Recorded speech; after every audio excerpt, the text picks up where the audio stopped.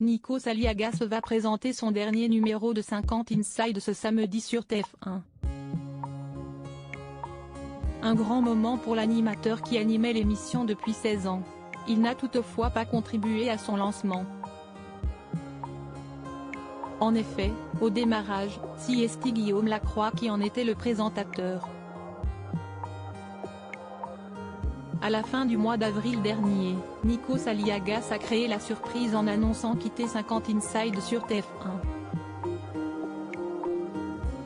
L'animateur expliquait vouloir se consacrer à ses autres émissions sur la première chaîne, dont le retour de la Star Academy à l'automne, mais aussi à sa passion pour la photographie. Ce samedi 26 août, le célèbre animateur présentera son ultime numéro avant qu'Isabelle Iturburu ne prenne la relève la semaine suivante. Plusieurs surprises sont attendues pour l'occasion, dont le retour de Sandrine Quétier à ses côtés, elle qui a travaillé pour l'émission de 2006 à 2017. Ce dernier numéro marquera donc pour Nikos Aliagas la fin d'un long chapitre de 16 ans. Et certains ne se souviennent peut-être pas mais, ce n'est pas lui qui était le premier animateur de 50 Inside. En effet, de novembre 2006 à janvier 2007, Guillaume Lacroix était l'incarnation du programme, avec Sandrine Quétier. Il est remplacé par Nikos Aliagas en janvier 2007, à une période où les audiences étaient en berne. On pensait que ça allait s'arrêter. Le budget n'était pas gigantesque. J'étais en mode des merdes.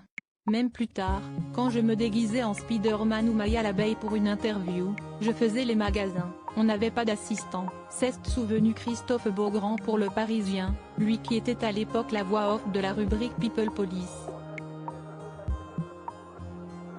Une belle carrière dans l'ombre arrive alors Nikos Aliagas en pompier comme le disent nos confrères, comme pour sauver le navire.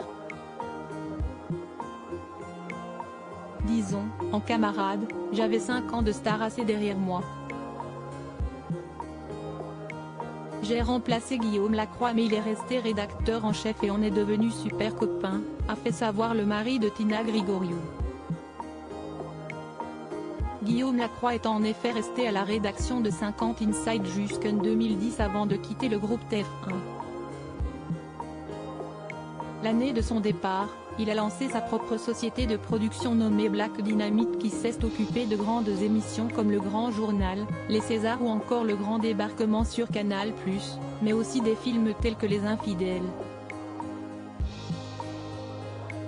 Guillaume Lacroix a ensuite rejoint Together Studio, la société de production de Renaud Levanquim et Luc Besson.